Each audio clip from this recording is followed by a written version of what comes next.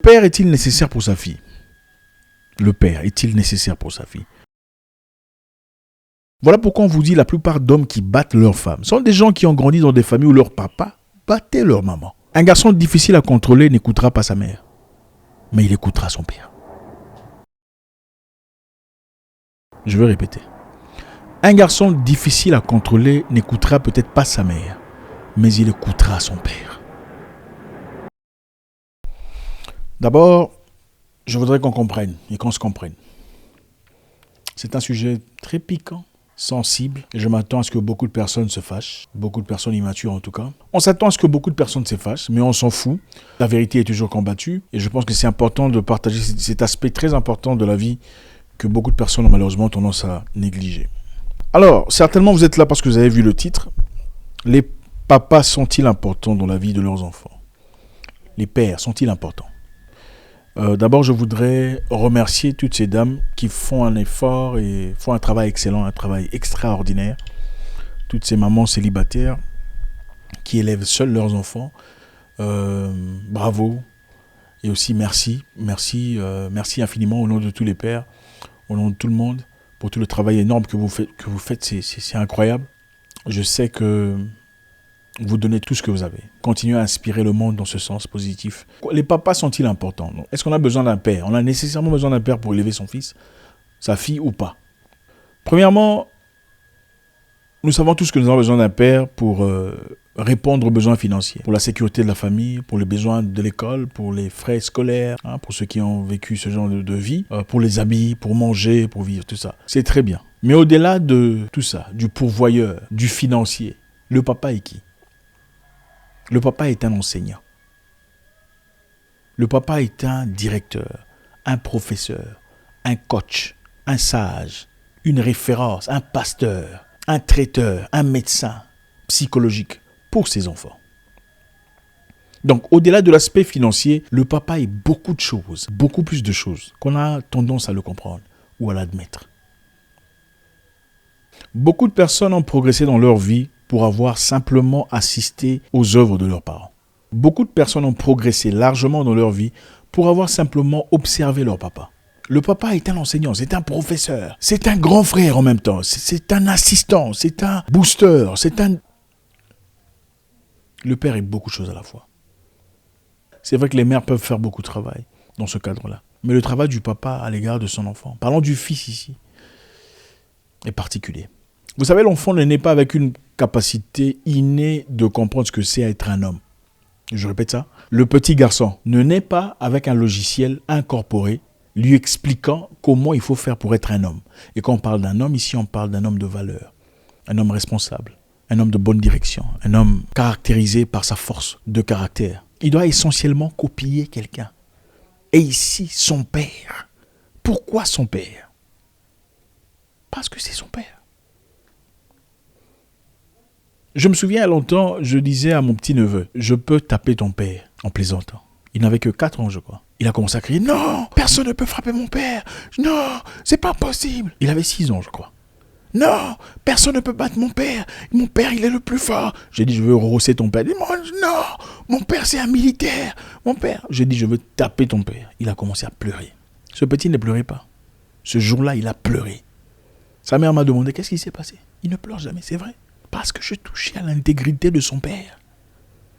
On ne peut pas apprendre à un garçon comment devenir un homme, excusez-moi mesdames, avec tout l'amour, le respect que j'ai pour vous et pour le travail acharné que vous faites. On ne peut pas apprendre à un garçon que notre ego ne nous empêche pas de voir les choses telles qu'elles sont. Pour devenir pilote, il faut essentiellement assister à un pilote. Pour devenir chirurgien, il faut être à côté d'un chirurgien. Pas d'une personne qui a assisté à la chirurgie. Ce n'est pas la même chose. C'est difficile. Comment je pourrais apprendre à une petite fille comment devenir une femme? Ce n'est pas évident. Il y a des choses qui vont manquer. Il y a des choses que je ne comprends pas. Sur le plan hormonal, sur le plan physique. Prenons un exemple plus bête. Okay? Comment une femme qui n'a jamais eu d'enfant peut expliquer à une femme qui a déjà eu d'enfant comment elle doit supporter la douleur d'enfantement? Ce n'est pas possible. Ce n'est pas possible. Elle peut essayer tant bien que mal. Tu vois, généralement, on dit que ça se passe comme ça fait mal ici, on va te piquer au dos. Mais concrètement, elle n'a pas l'expérience.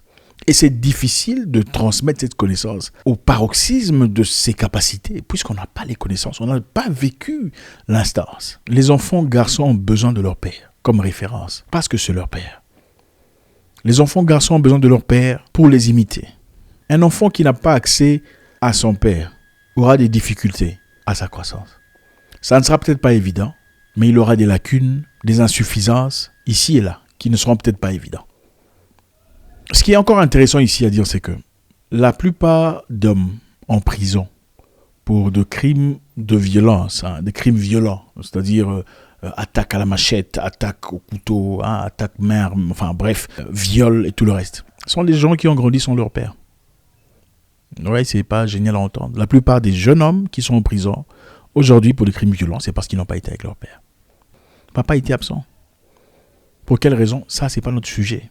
Papa n'était pas là. Papa n'était pas là pour apprendre au garçon comment se contenir. Papa n'était pas là pour lui dire quand tu es fâché, voilà ce que tu faut faire. Papa n'était pas là pour lui dire quand tu as des problèmes d'argent, au lieu d'aller voler, il faut aller parler à ton oncle. Papa n'était pas là pour lui dire quand une femme dit non, c'est-à-dire non. Il ne faut pas insister. La plupart d'hommes en prison aujourd'hui pour des crimes violents sont des hommes qui n'ont pas eu leur père. Aux États-Unis, bizarrement, là où la population noire ne fait que 13% au moins de la population en général, vous trouverez plus de la moitié de la population en prison est noire pour des crimes violents. Coïncidence? Non. Les papas sont absents. Les papas sont absents dans les foyers noirs américains, pour ceux qui savent. C'est généralement maman, grand-mère et les sœurs. Les papas ne sont jamais là. Les papas font des enfants, ils partent. Ils sont soit incarcérés ou les papas sont absents. Voilà pourquoi aussi, vous remarquerez dans les sociétés africaines, les Noirs américains ont difficulté à trouver un homme convenable. C'est difficile.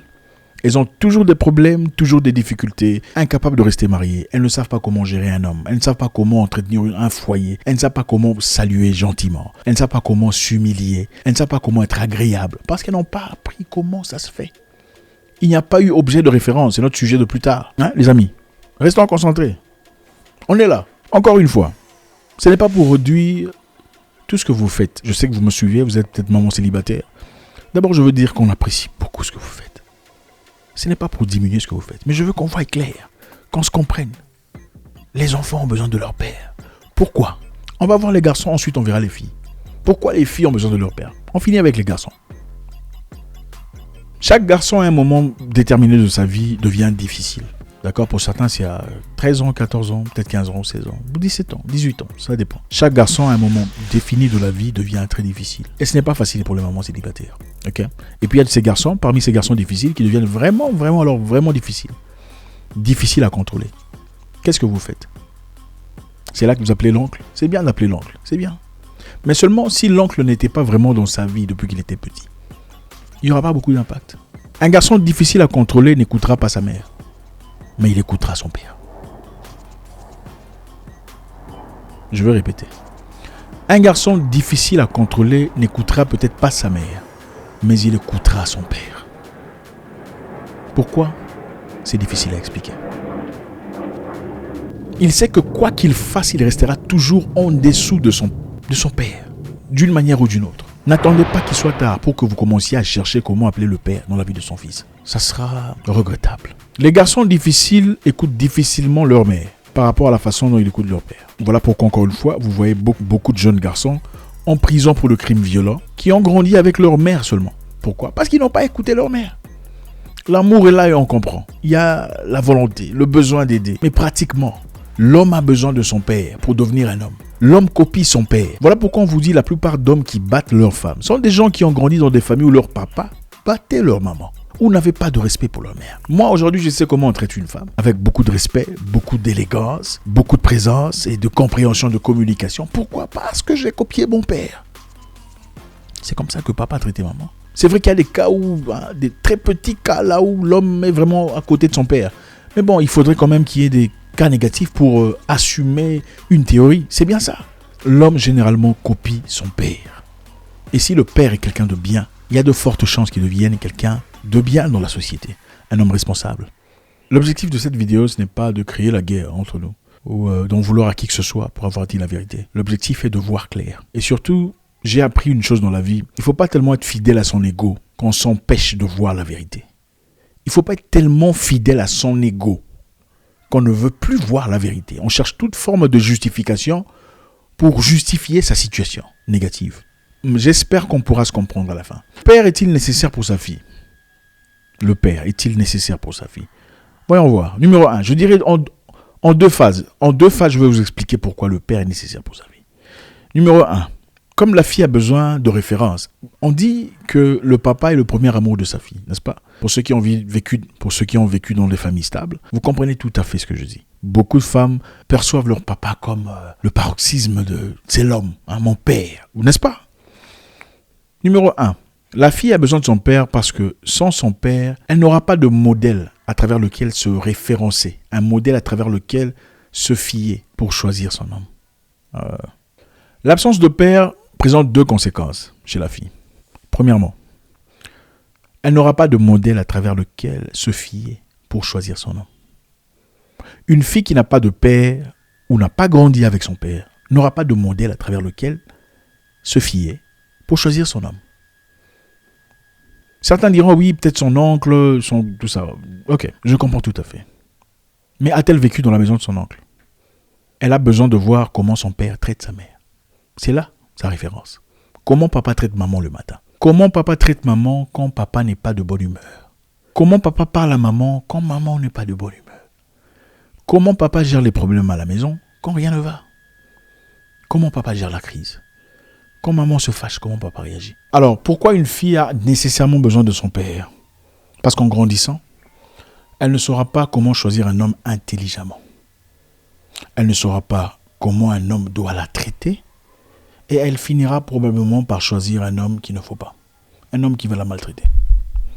Elle ne saura pas comment choisir un homme intelligemment. Pourquoi? Parce qu'elle ne saura pas comment avoir des références. Comment un homme doit être pour que je le choisisse. Les hommes ne sont pas nécessairement copie conforme de nos parents. Mais il y a des éléments moraux, des choses spirituelles, mentales, inexplicables qu'on sent ou qu'on ressent à travers une personne ou pas. Voilà pourquoi vous entendrez les gens qui sont stables dans leurs histoires vous dire « Ah, mon mari, il a l'attitude de mon père. C'est quelqu'un de très direct, il est très honnête, il n'a pas froid aux yeux. » Pourquoi? Parce qu'elle a vu des éléments de son père chez cet homme.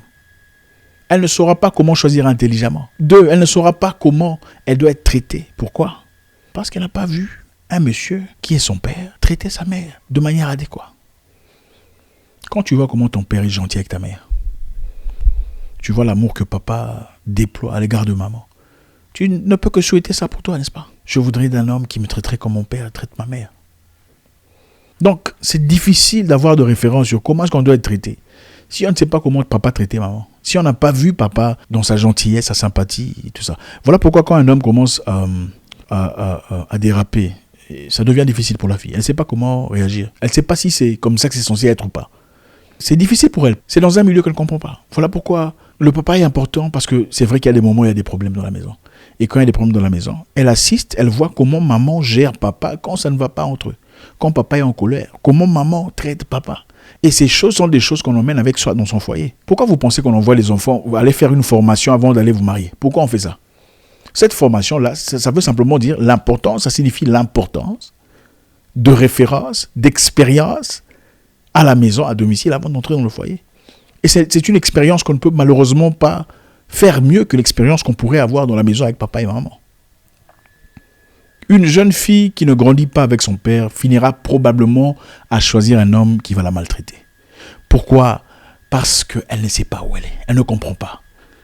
Okay? Tous les sentiments qu'on lui apporte, elle se demande est-ce que c'est censé être comme ça ou pas? Et elle a comme élément de référence qui? Ses copines, ses amis. Elle va demander à ses amis, oh, il me traite comme ça, est-ce que c'est bien? Ce sont ses amis qui font maintenant, qui jouent le rôle de... Ce sera ses amis, malheureusement, qui joueront le rôle du père.